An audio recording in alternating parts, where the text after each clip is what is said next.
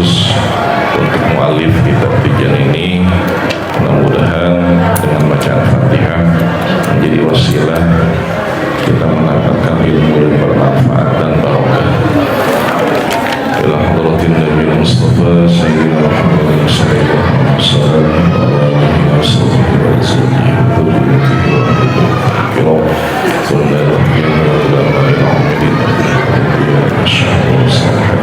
Wajibin mu'alifin dalam kutub Sunnah kita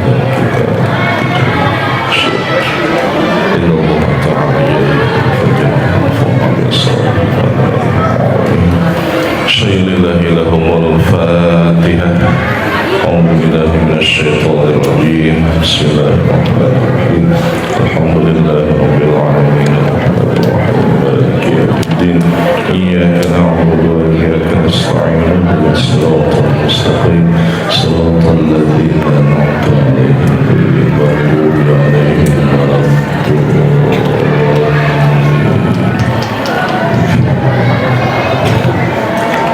Bismillahirrahmanirrahim Wa yajibu fi haqqihi ta'ala al-qudratu Wa yajibu dan wajib fi haqqihi ta'ala pada haknya Allah Ta'ala apa al-qudratu sifat qudrat.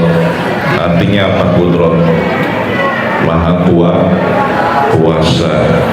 Wahiyya dan adapun sifat qudrat sifatun qadimatun, yaitu sifat yang qadim, sifat yang terdahulu, qaimatun yang tetap ini tidak akan pernah lepas, bidzatihi ta'ala dengan zatnya Allah Ta'ala, yujidu biha wa yu'dimu, yujidu yang menciptakan Allah, biha dengan sifat qudrat, wa yu'dimu dan meniadakan Allah, wa didduha dan adapun lawannya sifat qudrat al-ajzu, yaitu sifat ajzu. Apa artinya ajzu? Artinya lemah.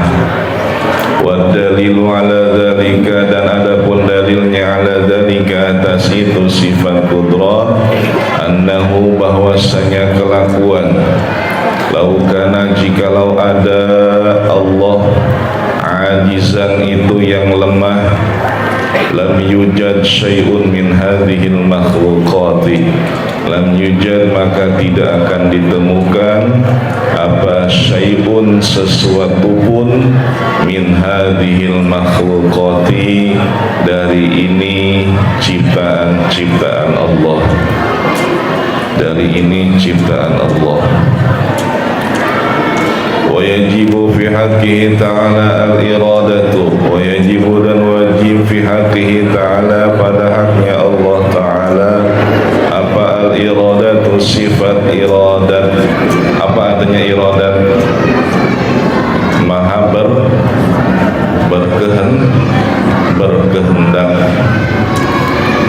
Wahia dan adapun sifat iradat sifatun qadimatun qaimatun bidzatihi ta'ala, yaitu sifat yang qadim, qaimatun yang tetap, bidzatihi ta'ala dengan zatnya Allah Ta'ala, yukhassisu yang mengkhususkan Allah biha dengan sifat iradat, yang menentukan Allah biha dengan sifat iradat, al-mumkina akan perkara yang mungkin, perkara yang mungkin, bil wujudi dengan adanya, au bil adami atau dengan tidak adanya, au bil ghina atau dengan kayanya, au bil fakri atau dengan fakirnya, au bil ilmi atau dengan ilmunya, au bil jahli atau dengan bodohnya, ila ghairi dzalika dan lain sebagainya. Wadiduha dan adapun lawannya sifat iradah al-karahatu, yaitu sifat karahah. Apa artinya karahah? terpaksa.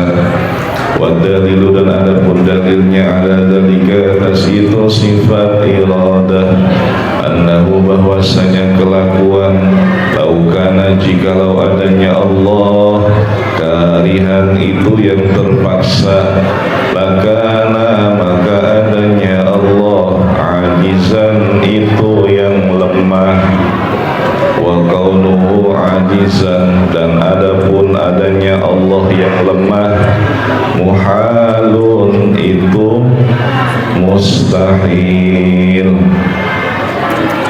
Wa yajibu fi haqqihi ta'ala al-ilmu wallahu a'lam bis-shawab. Bismillahirrahmanirrahim. Setelah musannif menjelaskan tentang sifat-sifat yang wajib yang ada pada zat Allah, di antaranya sifat-sifat yang wajib yang ada pada zat Allah itu ada berapa? Ada berapa sifat wajib yang ada pada zat Allah? Ada 20 sifat. Coba nazomkan. Wujud dan baqa mukhalafatul lil awadithi ilmu li nafsihi wa dariyatul irada ilmu ayat dan sofalan qadiran mu'idan aliman hayyan sami'an basiran mutakalliman. Itu sifat yang wajib bagi hak Allah. Ada 20 sifat. Nah ini 20 sifat ini bukan berarti Allah hanya memiliki 20 sifat. Sifat-sifat Allah jumlahnya sangat banyak. Namun untuk mengenal Allah itu cukup dengan mengetahui 20 sifat yang wajib pada hak Allah. Cukup dengan 20 sifat. Insya Allah kalau kita sudah paham, sudah mengenal sifat-sifat Allah yang 20 ini, kita akan mengenal terhadap zat Allah. Kalau sudah mengenal terhadap zat Allah, maka kita akan ridho, akan ikhlas menerima segala ketentuan dan takdir dari Allah. Kalau kita sudah mengenal terhadap Allah, insya Allah kalau kita sudah mengenal kepada Allah, kita mau melaksanakan ibadah kepada Allah tanpa dipaksa. Jangan sampai mau sholat zuhur digebrak-gebrak, didorong-dorong. Kenapa? Karena belum mengenal kepada Allah. Ya, makanya kalian sengaja di sini disuruh sholat zuhur, sholat asar berjamaah itu supaya terbiasa. Karena sholat ini hukumnya apa? Hukumnya wajib. Kalau wajib berarti apa tadi? Dikerjakan dapat pahala. Kalau ditinggalkan berdosa. Kalau kalian ketika di sini tidak sholat zuhur, tidak sholat asar, maka berdosa. Di samping berdosa, diancam masuk kemana? Ke dalam neraka. Mau masuk ke neraka? Tidak mau. Maka kalau tidak mau masuk neraka harus mau melaksanakan sholat. Ya, jangan sampai dipaksa-paksa, didorong-dorong, disuruh sholat. Ya, jadi harus apa? Harus terbiasa. Ya. Memang untuk mencapai surga itu hawanya apa? Hawanya malas, berat. Ya, sekarang subuh ini jam berapa? Subuh jam 4:15 sudah sholat subuh, sudah waktu subuh. Itu lagi apanya kita? Lagi enak-enaknya tidur. Ya, lagi enak-enaknya tidur, dibangunin suruh sholat subuh. Kenapa? Karena memang surga itu selalu diliputi oleh rasa malas, oleh rasa benci, oleh rasa kesal. Mana dalilnya? Al-jannatu huffat bil makari. Jadi untuk menuju surga itu selalu diliputi kepada apa?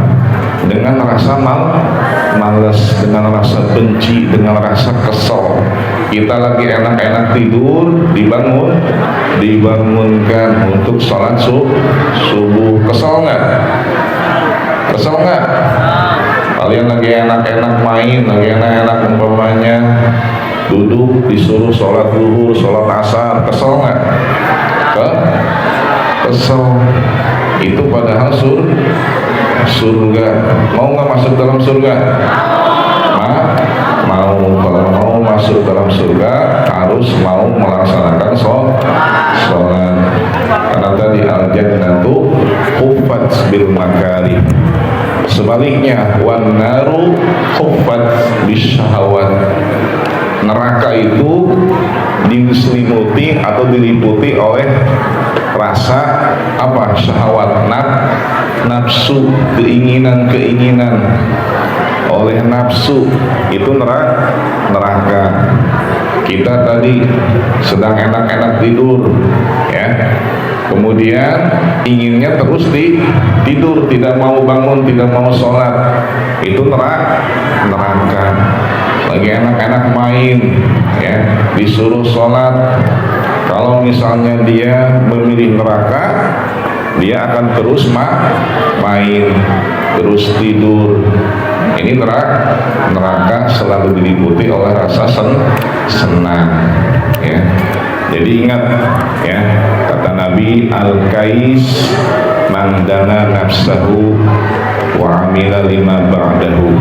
Orang yang cerdas itu orang yang bisa mengendalikan hawa nafsunya. Itu orang yang cerdas, ya. Jadi kalau kita ingin disebut cerdas, harus bisa mengendalikan hawa nafsu. Hawa nafsunya kita pengen apa? Pengen tidur. Kalau lagi sholat subuh jam 4 enak-enaknya tidur. Tapi harus kita lawan. Harus kita lawan hawa nafsu untuk melaksanakan ibadah kepada Allah. Itu harus dilawan. Wa amila lima ba'dahu, dan kita harus beramal untuk setelah nanti kita mati. Karena pasti semua manusia akan mengalami yang namanya kematian. Setelah mati ada apa? Akan ada kehidupan yang abadi nanti di akhirat. Nah, sebelum ada kehidupan yang abadi, ada proses-proses tertentu. Setelah mati, maka manusia yang tadinya hidup di alam dunia berpindah kemana? Ke alam barzakh. Apa alam barzakh? Alam kubur, ya. Jadi kalau manusia sudah meninggal, maka yang tadinya hidup di alam dunia berpindah masuk ke alam kubur. Nah, di alam kubur ini bermacam-macam. Kalau ketika di dunia dia sering melaksanakan ibadah kepada Allah, sering sholat, sering puasa, ya, sering belajar menuntut ilmu, kemudian berbuat baik kepada sesama, maka ketika di kuburnya akan mendapatkan nikmat kubur. Apa nikmat kubur? Kuburannya yang tadinya gelap jadi terang, yang tadinya sempit jadi luas. itu orang yang mendapatkan nikmat kubur. Bahkan kuburannya ini menjadi sebuah raudhatan, satu taman min riyadil jinan, dari taman-taman surga. Kalau orang di dunianya selalu melaksanakan ibadah, di kuburnya pun mendapatkan nikmat, ya. Sebaliknya, kalau ketika di dunia dia tidak mau ibadah, tidak mau sholat, tidak mau puasa, tidak mau ngaji, tidak mau belajar, tidak mau menuntut ilmu, selalu berbuat jelek, berbuat buruk kepada sesamanya, maka ketika di alam kubur, na'udzubillah, mendapatkan siksa, ya. Dalam kuburnya mendapatkan siksaan, na'udzubillah min dzalik. Ingat cerita Ki Ahmad nggak? Cerita Ki Ahmad, santri yang ketika di kobongnya ini selalu rajin sholat, rajin ngaji, rajin tahajudnya, rajin duhanya, rajin mutolaahnya. Ketika dia sakit, ini Ki Ahmad, kemudian sakitnya sakit yang parah sehingga meninggal dunia. Ketika meninggal dunia, kemudian diurus, dipandikan, dikafankan, disolatkan, dikuburkan. Setelah dikuburkan, malam harinya gurunya bermimpi.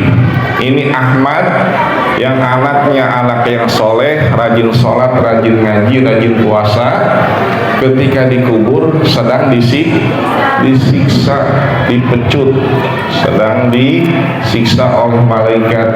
Kenapa disiksa? Ini kiainya heran, padahal Ahmad ini rajin ketika di pondoknya. Kemudian ketika itu ditanya, "Wahai Ahmad, kenapa kamu sampai disiksa seperti ini?" Kata Ahmad, "Wahai guru, saya pernah ketika sakit, saya meninggalkan satu kali sholat. Saya tidak sholat subuh karena karena dingin, tidak kuat untuk melaksanakan sholat. Saya belum sempat mengkodoknya. Itu satu kali meninggalkan sholat, disiksa di dalam kubur, apalagi berkali-kali. Na'udzubillah min dzalik, ya. Makanya perhatikan nih, laki-laki, perempuan harus mau melaksanakan sholat. Jangan sampai sholatnya ditinggalkan, sehingga akhirnya oleh kiainya ini dikodokkan sholatnya. Karena sholat ini bisa dikodok, bisa dibayarkan fidyah.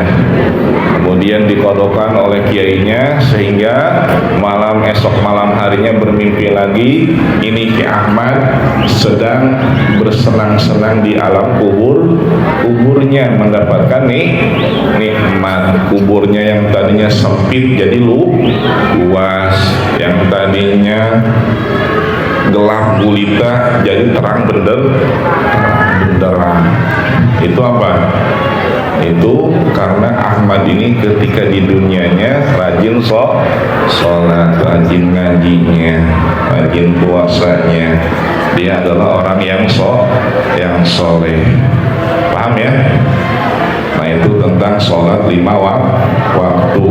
Jadi sesibuk apapun kita, maka jangan sampai meninggalkan sholat 5 waktu.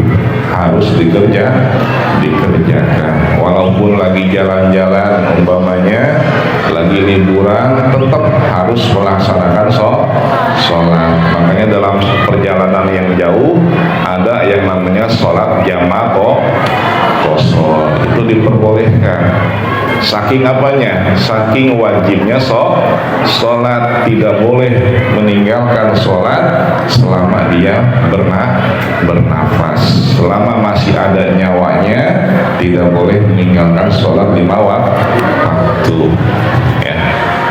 Nah, Itu kembali lagi kepada sifat-sifat yang wajib bagi Allah.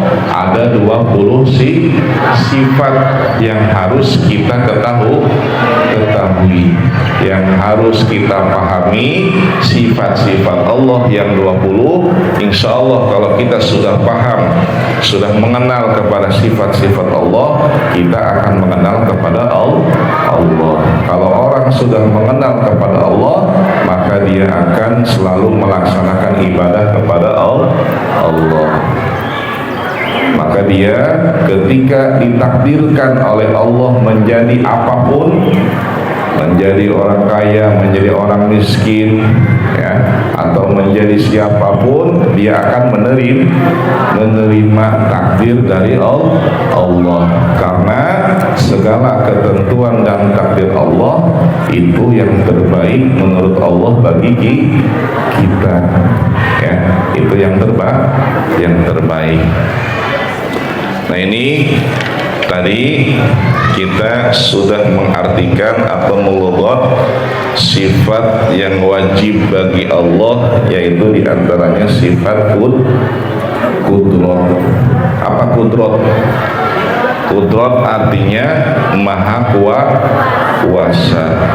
Wa yajibu fi haqqihi ta'ala al-qudratu, dan wajib pada haknya Allah Ta'ala al-qudratu, yaitu sifat kudrat. Artinya Allah maha kuasa. Nah, sifat yang wajib bagi Allah, artinya wajib bagi Allah ini wajib apa? Wajib menurut apa? Wajib bagi Allah itu wajibnya wajib apa? Wajib akli, wajib menurut akal. Kembali lagi, wajib ada berapa macam? Ada tiga. Pertama, wajib menurut syara, menurut agama. Apa artinya wajib menurut agama? Kalau dikerjakan dapat pahala, kalau ditinggalkan dapat dosa. Itu wajib menurut agama. Yang kedua, wajib menurut akal. Apa wajib menurut akal? Ma yutasawwaru fil aqli wujuduhu wa la yutasawwaru fil aqli adamuhu. Sesuatu yang dimengerti oleh akal keberadaannya itu wajib menurut akal. Akal kita ngerti bahwa sifat kudrat ini wajib adanya pada Allah. Sebaliknya, akal tidak mengerti kalau Allah ini tidak tersifati oleh sifat kudrat. Itu wajib menurut akal. Yang ketiga, wajib menurut apa? Menurut adat. Apa adat? Adat ini kebiasaan. Adatnya gula itu harus apa? Rasanya harus manis. Jadi menurut adat wajib gula itu harus manis. Kalau gula tidak manis berarti itu bukan gula. Itu wajib menurut adat. Kemudian garam, menurut adat kebiasaan itu harus apa? Harus asin. Maka kalau garam tidak asin itu bukan garam. Itu wajib menurut adat, ya. Jadi wajib menurut adat itu sesuatu mawajibah wastamaro, terus, ya, tidak boleh pisah. Itu wajib menurut adat. Maka diantaranya ada sesuatu yang keluar dari adat. Ada sesuatu yang keluar dari adat. Apa namanya? Khawarikun lil adat. Kejadian-kejadian yang di luar adat atau kebiasaan manusia. Biasanya kalau misalnya api menyentuh kertas ini terbakar nggak? Akan terbakar. Kenapa? Karena adatnya api, kebiasaannya api, dia harus membakar. Tapi ada Nabi kita, seorang utusan Allah yang tidak mempan dibakar api. Nabi siapa? Nabi Ibrahim alaihi salam. Ketika ingin dibakar oleh pasukannya Raja Namrud, kemudian api itu tidak membakar. Kenapa? Karena merupakan mukjizat Nabi Ibrahim, tidak mempan dibakar api. Itu namanya khawariqun lil adat. Maka catat, ada 5 macam khawariqun lil adat, 5 macam kejadian yang di luar kebiasaan manusia. Tadi biasanya manusia kalau dibakar itu akan menjadi hangus, tapi Nabi Ibrahim ketika dibakar tidak hangus, tidak terbakar. Ya. Nah, ini ada 5 macam khawariqun lil adat. Yang pertama ada yang namanya irhas. Apa irhas? Irhas ini adalah kejadian yang luar biasa yang ada pada diri seorang calon nabi, seorang calon rasul. Itu namanya irhas. Nabi Muhammad SAW ketika kecil itu dibawa oleh pamannya Abu Thalib untuk ikut berdagang ke negara Syam. Ketika berjalan di perjalanan, Nabi tidak merasakan kepanasan. Kenapa? Karena selalu dinaungi awan yang tebal. Jadi kemanapun Nabi berjalan, awan tebal itu selalu mengikuti.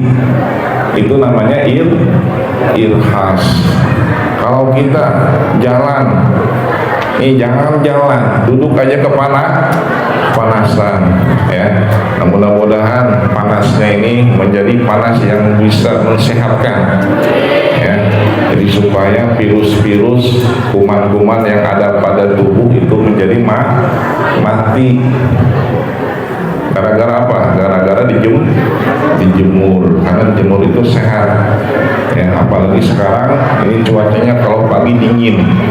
Makanya harus banyak-banyak berjemur supaya sehat. Ya, insya Allah sehat. Kemudian yang kedua ada khawariqul lil adah yang namanya mukjizat. Apa mukjizat? Mukjizat ini keistimewaan atau kejadian luar biasa yang ada pada diri seorang nabi atau rasul.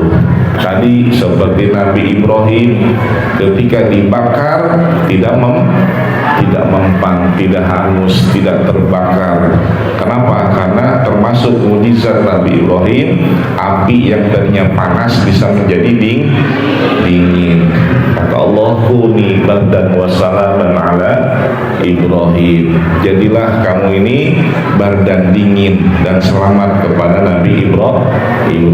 Jadi api itu bukannya membakar tapi membuat dingin. Itu mukjizat, ya. Kemudian mukjizat ini diturunkan kepada nabi dan rasul sesuai dengan zamannya, sesuai dengan kondisi pada saat itu. Seperti Nabi Musa. Apa mukjizatnya Nabi Musa? bisa membelah lautan, bisa merubah tongkatnya menjadi ular. Kenapa Nabi Musa diberikan mukjizat seperti itu? Karena pada saat itu sedang banyaknya tukang-tukang sihir, sedang banyaknya tukang sihir. Makanya Nabi Musa oleh Allah Subhanahu wa taala diberikan mukjizat. Mukjizat itu artinya yang melemahkan. Mukjiz, melemahkan, mengalahkan terhadap musuhnya. Karena likulli nabiyyin adu, setiap nabi, setiap rasul pasti ada musuhnya, ada orang yang membenci terhadap perjuangan nabi atau rasul. Makanya nabi dan rasul diberikan mukjizat untuk mengalahkan musuh-musuh nabi atau rasul. Ya. Nah, makanya Nabi Musa merubah tongkatnya menjadi ular, sehingga ularnya ini bisa memakan seluruh ular-ular yang orang-orang ahli sihir. Kemudian mukjizat Nabi Isa. Apa mukjizat Nabi Isa? Bisa menyembuhkan orang sakit, ya. Kemudian bahkan orang yang sudah meninggal pun bisa dihidupkan dengan izin Allah. Ini mukjizat siapa? Mukjizat Nabi Isa. Kenapa mukjizat Nabi Isa diberikan seperti itu, bisa menghidupkan orang yang sudah mati? Karena pada saat itu sedang rame-ramenya orang yang bisa menyembuhkan orang yang sakit. Tapi tidak ada, walaupun sesakti apapun itu dokter atau tabib, belum ada dokter tabib yang bisa menghidupkan orang yang mati. Makanya Nabi Isa diberikan mukjizat bisa menghidupkan orang yang sudah mati. Bahkan yang buta pun bisa melihat. Ini keistimewaan pada Nabi Isa alaihissalam. Kemudian Nabi kita, Nabi Muhammad sallallahu alaihi wasallam diberikan mukjizat apa? Al-Qur'an. Ini Al-Qur'an mukjizat yang sangat luar biasa. Kenapa diberikan mukjizat Al-Qur'an? Karena orang-orang Arab pada saat itu sedang rame-ramenya dalam bahasa sastra Arab atau dalam membuat syair-syair Arab. Jadi orang-orang Arab ini bukan orang-orang yang bodoh. Bodoh di sini bukan bodoh dalam ilmu pengetahuan, tapi bodoh dalam apa? Jahiliyah. Orang-orang Arab jahiliyah bodoh dalam hal akidah. Keyakinan orang Arab ini bodoh. Kenapa disebut bodoh? Karena menyembah patung atau berhala. Patung berhala dibuat sendiri oleh tukang patung, yang dibuat dari semen, dari pasir, kemudian dibentuk menjadi berhala, kemudian disembah. Bodoh nggak? Bodoh. Ini ada orang nih, umpamanya dia sedang buat apa? Buat tiang. Ini tiang dibuat, dicor, kemudian disembah. Bodoh nggak? Bodoh. Itu orang Arab jahiliyah. Pertama bodoh dalam hal akidah. Yang kedua bodoh dalam apa? Dalam akhlaknya.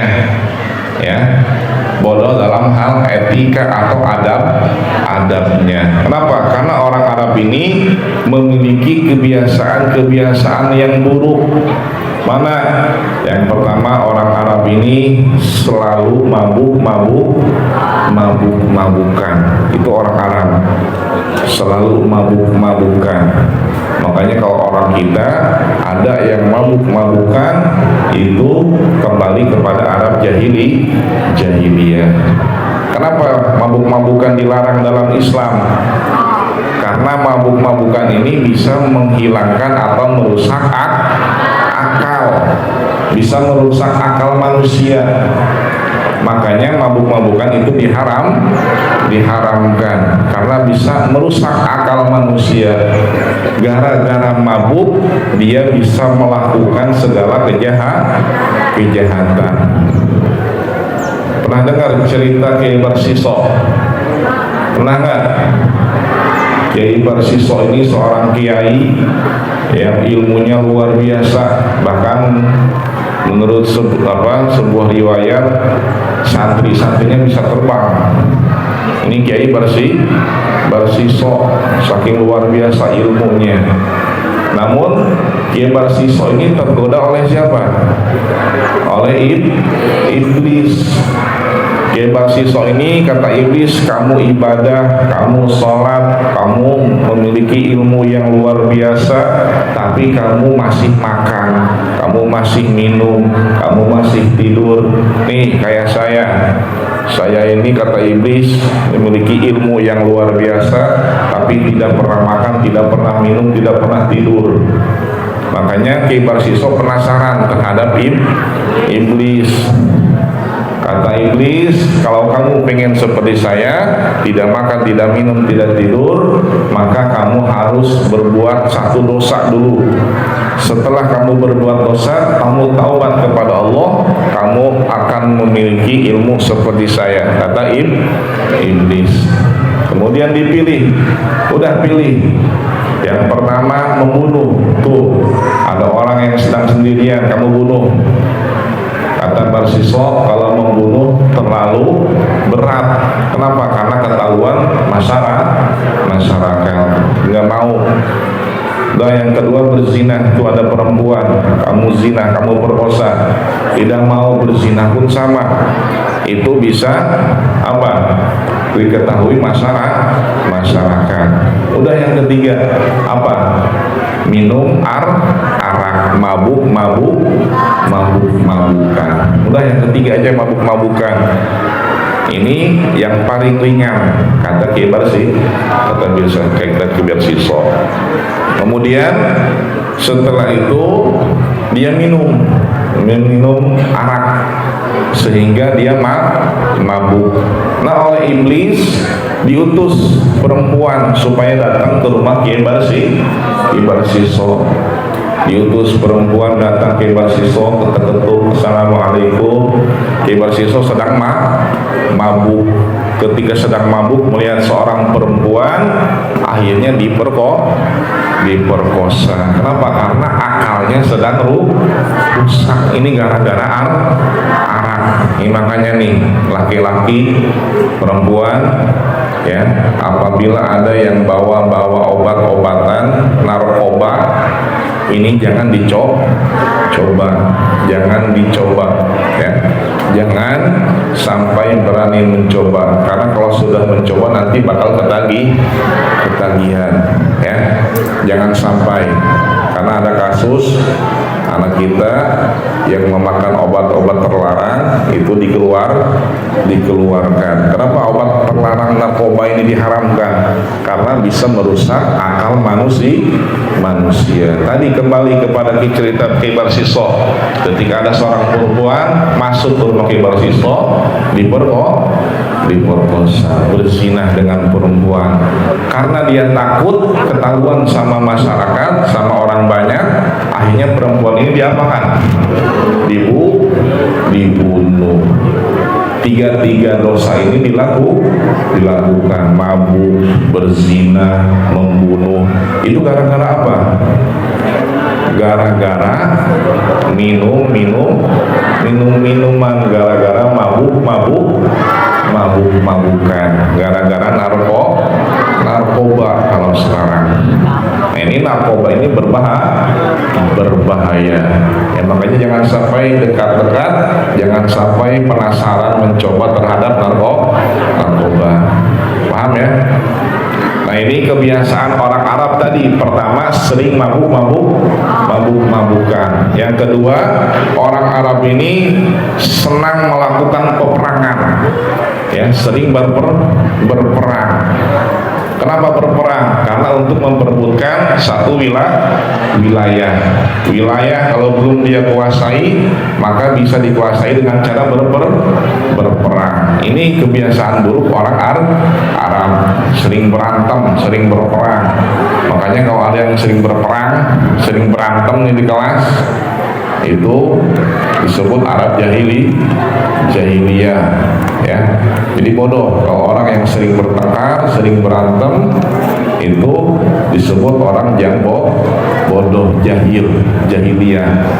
Maka karena sering berperang, yang ketiga, kebiasaan buruk Arab jahiliyah, suka membunuh anak perempuannya hidup-hidup. Kenapa anak perempuan dibunuh hidup-hidup? Karena merasa malu, izin punya anak perempuan tidak bisa diajak berperang.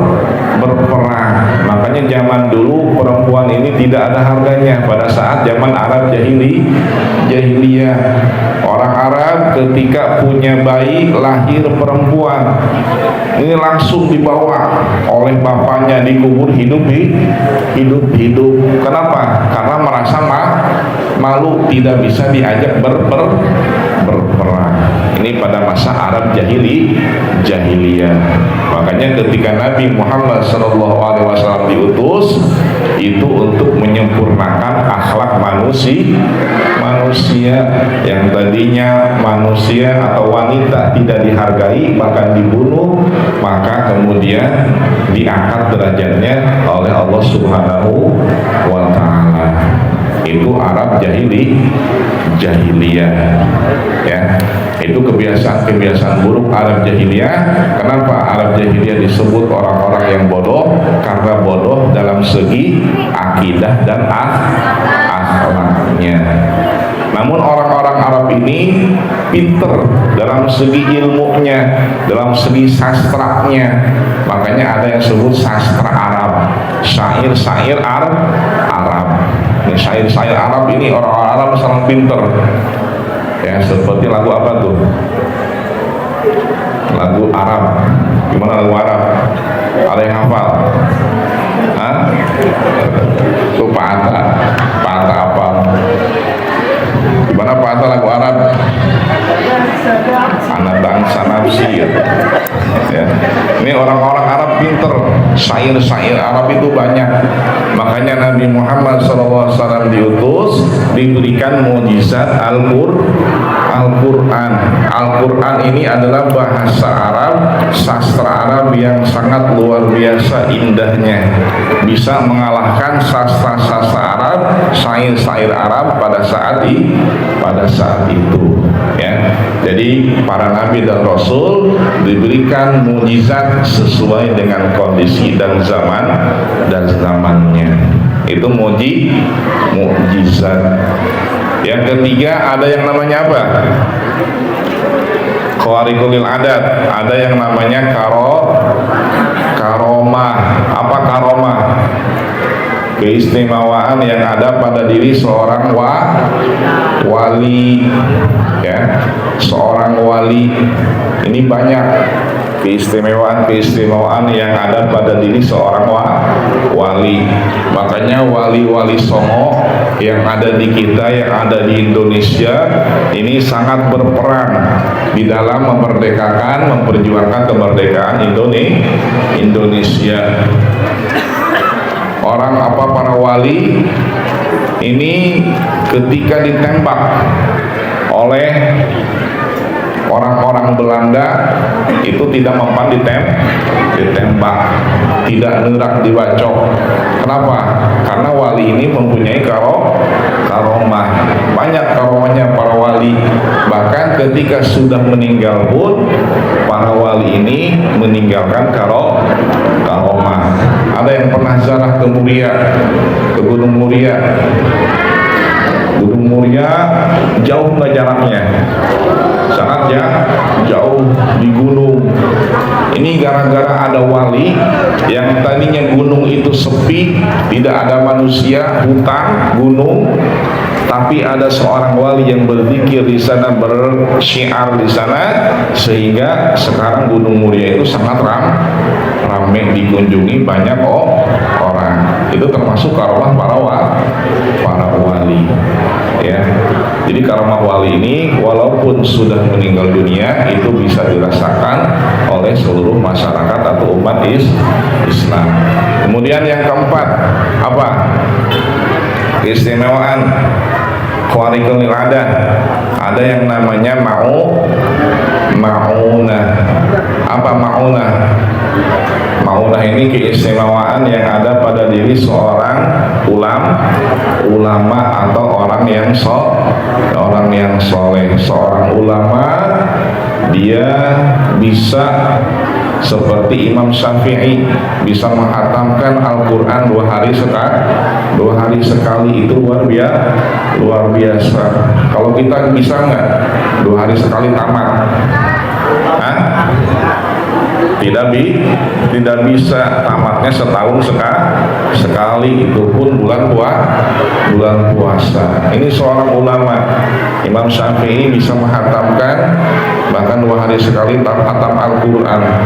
Ini kejadian yang luar biasa pada diri seorang ulama banyak, ya. Ma'unah ulama ini sangat banyak. Kemudian yang kelima ada yang namanya apa? Istidraj. Apa istidraj? Kejadian luar biasa yang ada pada diri seorang yang fasik, seorang yang berbuat dosa.